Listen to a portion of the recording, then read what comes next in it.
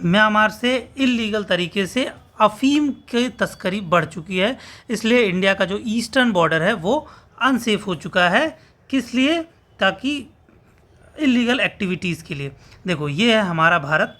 भारत के आप eastern side में देखेंगे तो उससे जुड़ा हुआ मिलेगा आपको एक देश जिसका नाम है म्यांमार। म्यांमार और इसके ठीक बगल में है थाईलैंड और यहाँ पे है कंबोडिया। तो इन तीनों कंट्रीज़ को बोलते हैं गोल्डन ट्रायंगल। ये ट्रायंगल बनाते हैं क्यों? क्योंकि यहाँ पे अफ़ीम की खेती बहुत ज़्यादा होती है। यहाँ की जो ज़मीन है वो अफ़ीम के लिए उपजाऊ है। सेम चीज़ अगर आप हमारे वेस्टर्न साइड में देखेंगे इंडिया के, तो वेस्टर्न साइड में गोल्डन क्रोसेंट बोलते हैं इसको। गोल्डन क्रोसेंट क्यों? क्योंकि ईरान, अफ़गानिस्तान और पाकिस्तान, इन तीनों एरियाज़ में अफ़ीम की खेती होती है।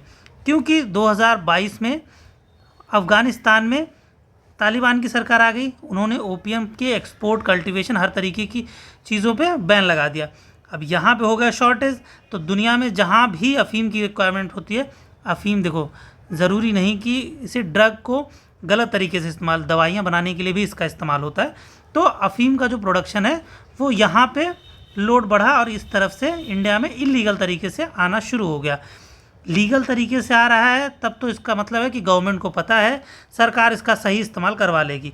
गलत तरीके से आएगा तो सरकार को नहीं पता, या जनता के हित में इस्तेमाल होगा या जनता के अगेंस्ट में इस्तेमाल होगा। ये ऐसा इसलिए हो पा रहा है क्योंकि हमारा जो ये ईस्टर्न बॉर्डर है इसमें हम फ्री मूवमेंट रिजीम रखते हैं, जिसकी वजह से पोरस बॉर्डर, जैसे आप नेपाल जाना चाहें तो आपको कोई वीज़ा की ज़रूरत नहीं है।